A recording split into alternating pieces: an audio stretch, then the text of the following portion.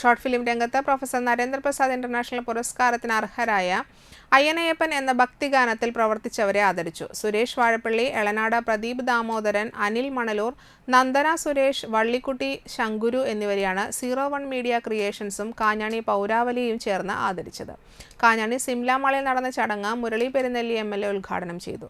മണലൂർ ഗ്രാമപഞ്ചായത്ത് president Simon തെക്കത്ത് അധ്യക്ഷനായി.